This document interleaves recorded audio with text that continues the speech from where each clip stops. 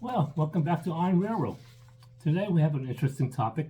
We're going to talk about double-header engines, how to mount up a double-header or even a triple-header, multi-headers. How do you actually correctly mount up one of these, bunch of these locomotives? It could be a diesel, it could be a steamer. Well, that's what we're going to talk about today.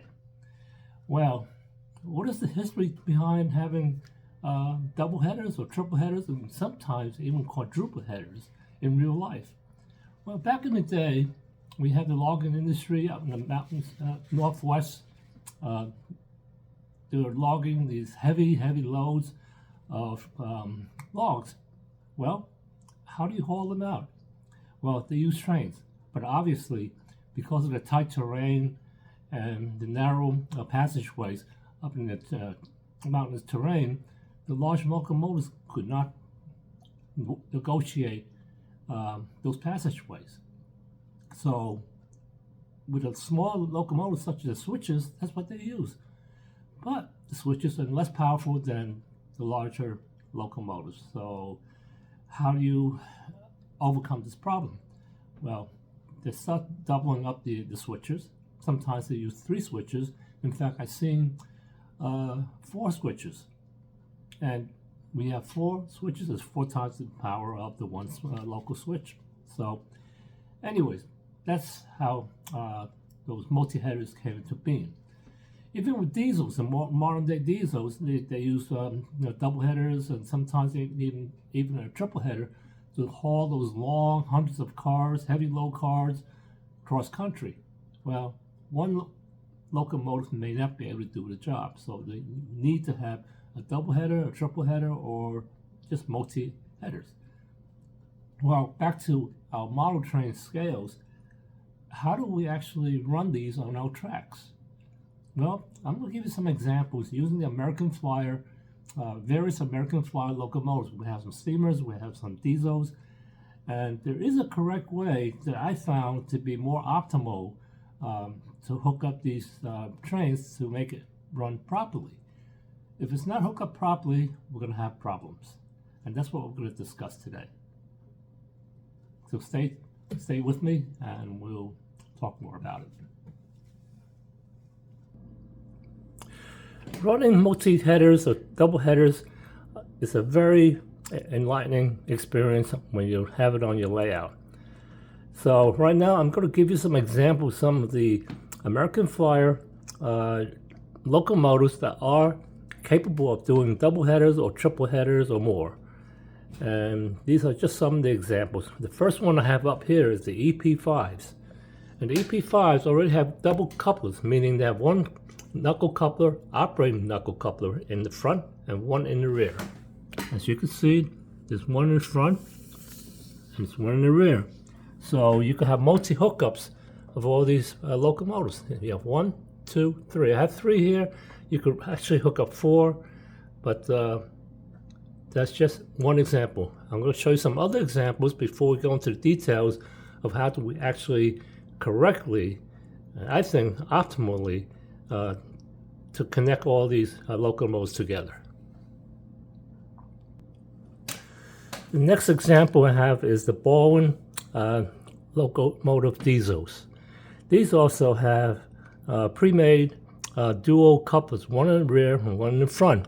And these are operating knuckle couplers. As you can see, there's one in the front and this one in the rear. So these could be hooked up without any particular problem in terms of having the trains hook up to each other. These are all open frame motors. So basically, they're pretty much the same in terms of how they operate. You can run these on conventional transformers, and that work perfectly well. So that's another example of a pre-made locomotive that could be used as a multi-header.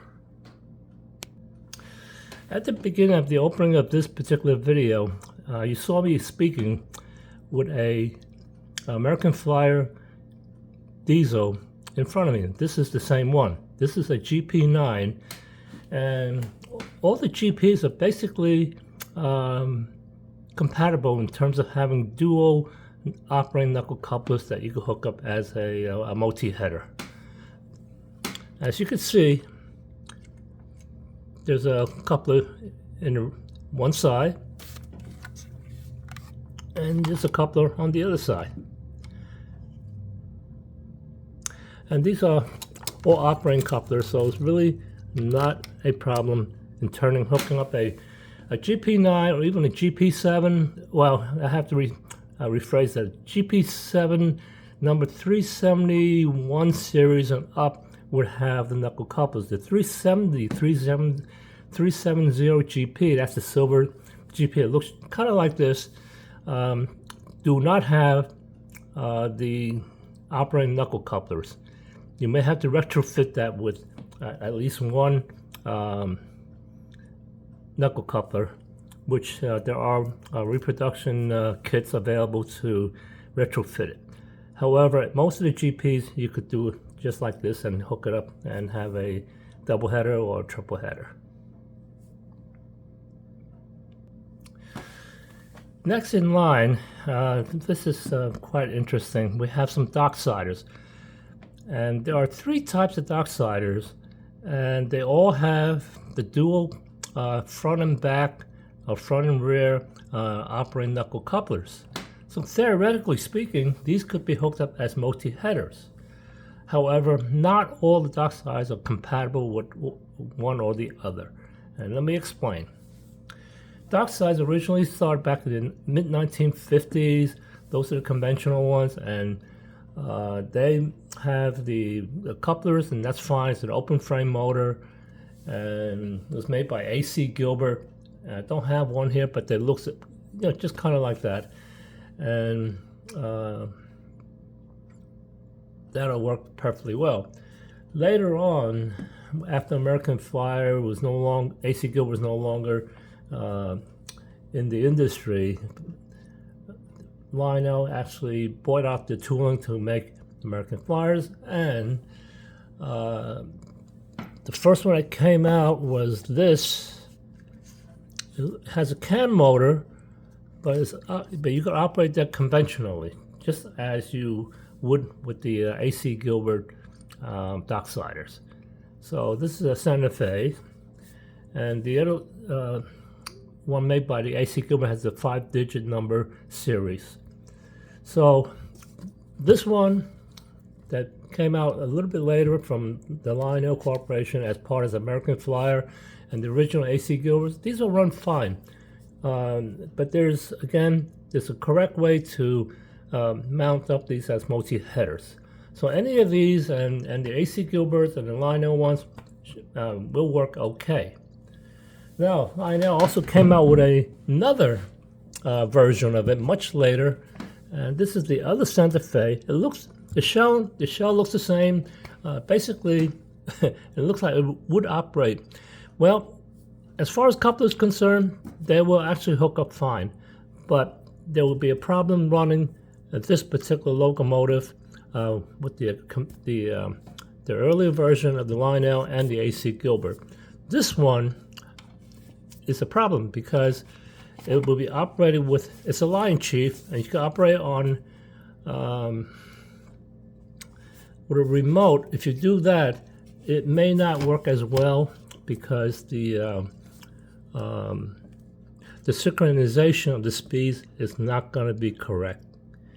If you operate on a conventional transformer, it may be okay, but if you try to use the remote, this is a Flyer Chief remote, you may have some problems.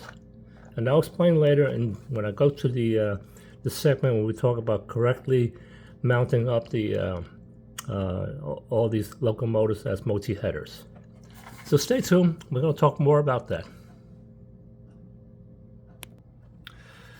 Well, this is a general example of some of the locomotives that you could actually hook up in multi-time. There are others, but this again is just a sampling of what I'm showing you. And there are some basic combat checklists of things that you have to do before you run any of these trains as a multi-header. First, as a good general rule anyways, you should always do a general maintenance on all your locomotives. Lube and remove any of the old grease from the gears, and that will also increase the optimal performance of your locomotives. Lubricate it well, and after you've done that, that will increase the optimization and less impedance to the running of your locomotives. Most of the wheels are usually your power pickup, but there are some of the other power pickup tabs under the locomotives.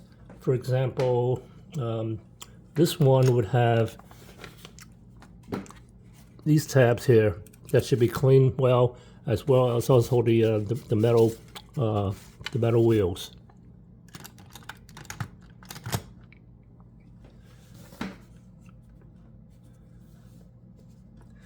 Also, be sure, and there's a reason why I'm going over all this.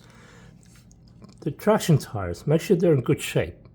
If one is loose, you're not going to have optimal performance, and the speed will not be accurate. And I will go over the reason why I'm talking about speed also. So stay tuned for that. The other thing, before you run any of these engines, you have to make sure all the engines are locked in one position, one direction, usually forward. So be sure every engine is locked in a forward position. If you don't do that, if you run say a simple thing of a double header, one engine runs backward, one runs forward, you know what happens there. It's not going to run. And if you have multi headers, you may have a derailment. One will try and push the other one out, and one or two of the trains will actually come off the track. So be sure to keep it all locked in one direction. The other thing is, when you're running more than two headers sometimes, I always say make sure all your track work and the foundation of your track work is level. There are no bumps anywhere, because sometimes that could cause some problems. Ideally, all your engines should run at the same speed.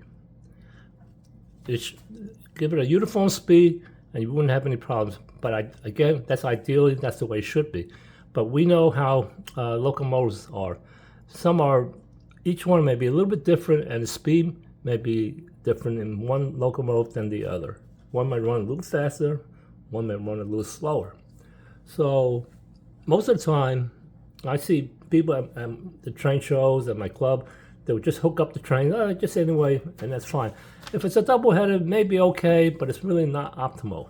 But if you have more than two trains running, two engines hook up together, you have multi-headers, it's going to be a problem, because one engine is going to run slower than the other.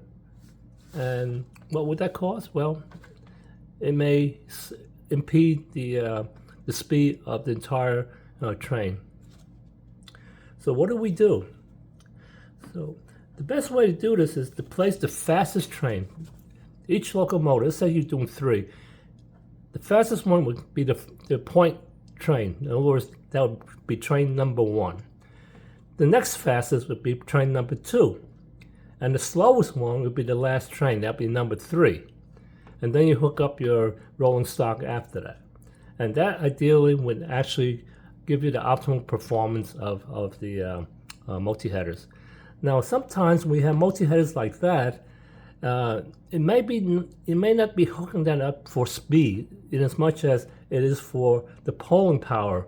You could have a heavier a rolling stock load behind the 3 locomotives, and that will give you more pulling power.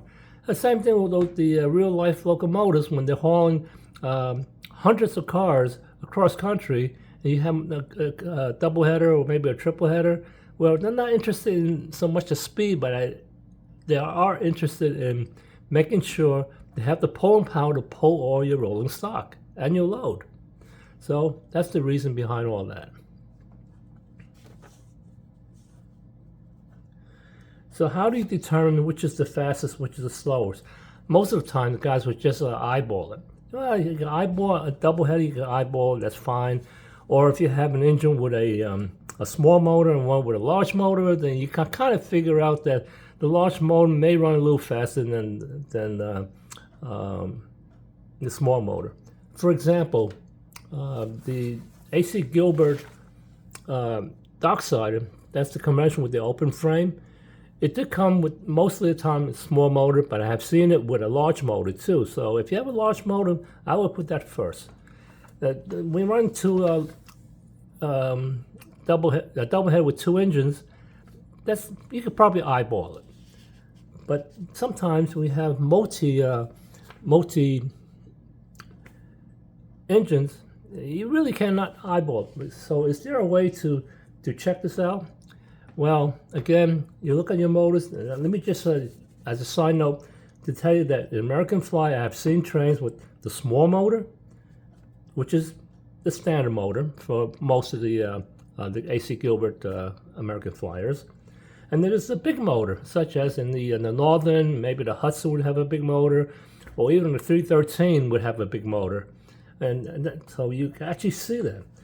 But then there are customizations. I have some of the customizations. There's a super motor, which is larger than the big motor. And then I have a train friend of mine who actually makes customization motors. He has a super duper motor. Well, super duper motor, that's really bigger than the super motor. And then he actually devised another one. It's called the Monster Motors. But anyways, I will discuss more about these motors in a separate video, and it gets very interesting to know more about it. And incidentally, while we're on the, just a little bit about motors, let's see.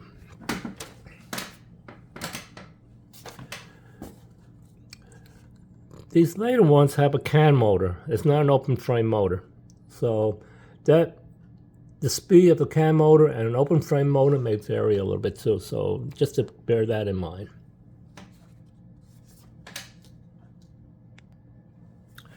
So what if you cannot determine which is the fastest train?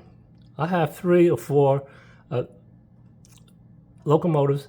I don't know which one is the fastest. Is there a way to do this, to test it out?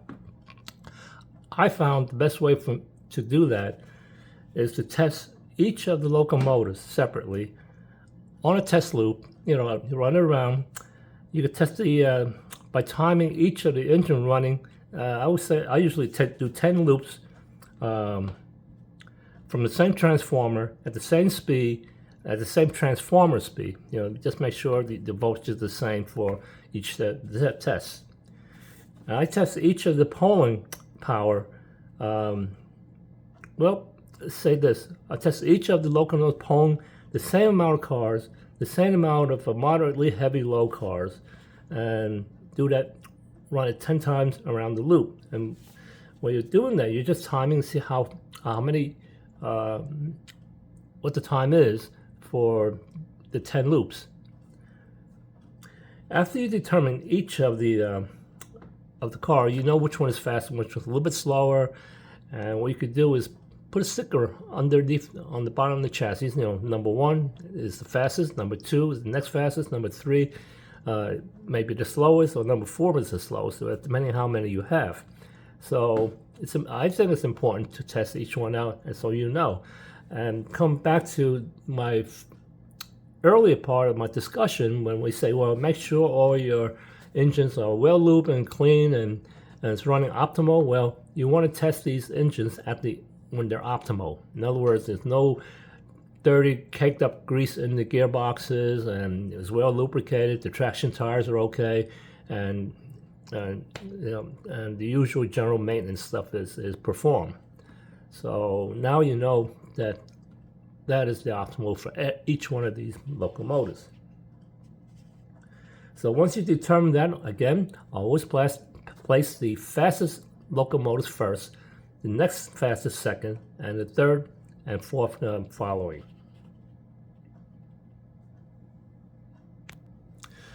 Just coming back to my the earlier discussion on running a Flyer Chief versus a conventional American Flyer locomotives. Flyer Chiefs comes in, or I think some of the legacies. American Flyer do have legacies now, which is an offshoot of the Flyer Chief. And the Flyer Chief American Flyer, Lionel, Flyer Chiefs comes in not just in the dock side, but also in the GPs too. So can you run a doubleheader using a Flyer Chief and a conventional AC Gilbert or the earlier Lionel American Flyer locomotives?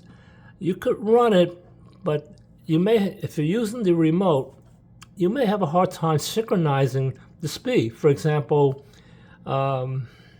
if you're running your conventional, say at a speed, a medium speed. I'm just going to use this as a very loosely term. Let's say the conventional train is running at a medium speed. What is the medium speed on this on the Flyer, on the remote? So you may not be able to mimic the actual speed from the conventional locomotives. It may be too fast with the Flyer Chief, it may be too slow. It's hard to synchronize, and you may have a little bit of problem, especially when you're running multiple multi-headers. So one or two double header, you may get away with it, but I really don't recommend it because it's not really a good thing, and you may cause some problems in that light. So that's it for the double headers and triple headers and multi headers. And I'd like to just say, stay tuned for the next video. I'm going to do one on, well, you're going to say to me, well, let me just backtrack for a minute.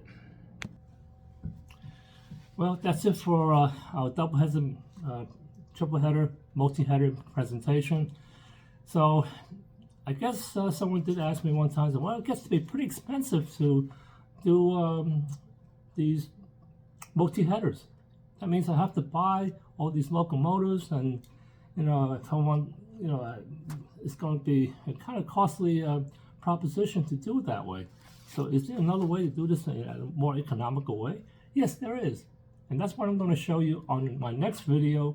It's one of the do-it-yourself double headers, triple headers, and I'll go through each step of how to actually you could make one. So, and still enjoy having the multi headers.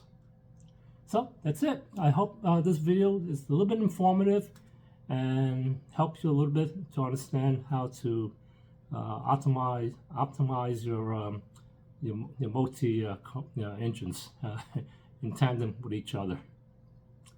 Have a great train day. Thanks for watching.